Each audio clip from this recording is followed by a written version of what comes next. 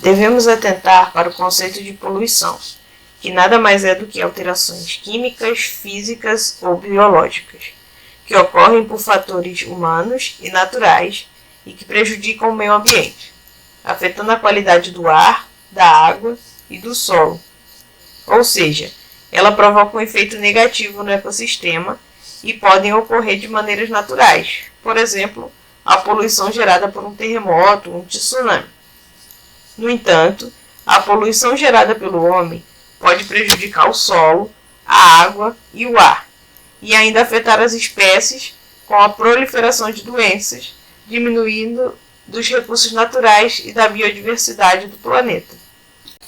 A água é geralmente considerada poluída quando está impregnada de contaminantes antropogênicos, não podendo assim ser utilizada para nenhum fim de consumo estritamente humano, como água potável ou para banho, ou então quando sofre uma radical perda de capacidade de sustento de comunidades bióticas, como por exemplo a capacidade de abrigar peixes. A poluição da água é a contaminação dos corpos de águas por elementos químicos, físicos e biológicos que podem ser nocivos ou prejudiciais aos organismos, plantas e à atividade humana. É uma questão muito séria, já que a água é essencial para a vida humana. A poluição do tipo biológica é caracterizada pela contaminação por micro-organismos de origem patogênicas, tais como vírus, bactérias, fungos, protozoários e vermes. Esses micro-organismos chegam à água por meio do esgoto e nem sempre são lançados diretamente no mar, rio, córregos, pela ação humana. Em alguns casos, eles se infiltram no solo e atingem a água de nascentes ou poços. Esse tipo de poluição ocorre com a introdução de detritos orgânicos lançados geralmente por esgotos domésticos e industriais. São compostos por carboidratos, gorduras, proteínas, fosfatos e bactérias. Na composição desses detritos, o oxigênio é consumido, causando um desequilíbrio no nível da água, o que provoca a morte de peixes e outros organismos aquáticos. A alta concentração de nutrientes gerados por essa degradação dos compostos orgânicos cria a eutrofização.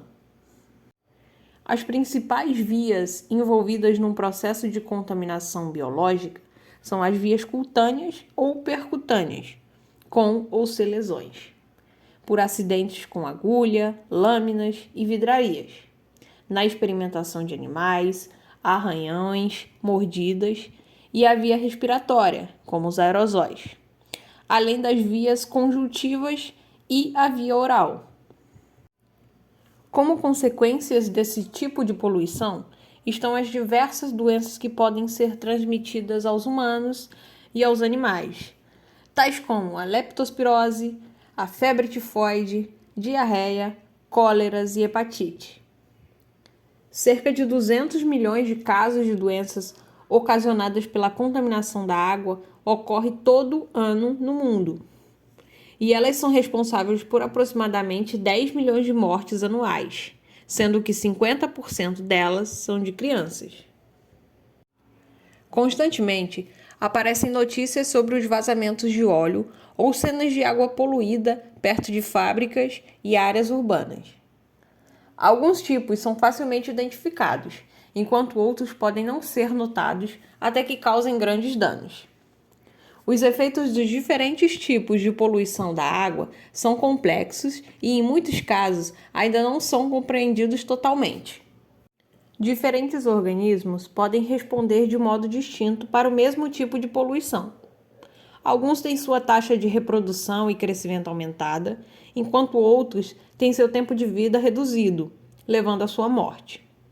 Outros fatores como temperatura, ocorrência de chuva e a velocidade do fluxo da água têm influência direta nos efeitos da poluição. A poluição da água é um dos maiores perigos à saúde, afinal, não podemos sobreviver sem beber água. Alguns micro-organismos, como bactérias, que podem se desenvolver naturalmente na água ou serem introduzidas com os tipos de poluição, podem causar doenças como a febre tifoide, cólera, hepatite e a pólio.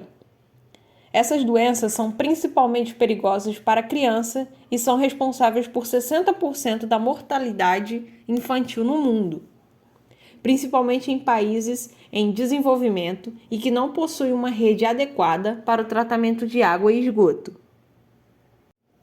O controle e o tratamento do problema são muito discutidos, já que muitos governos possuem leis estritas que ajudam a minimizar a poluição da água.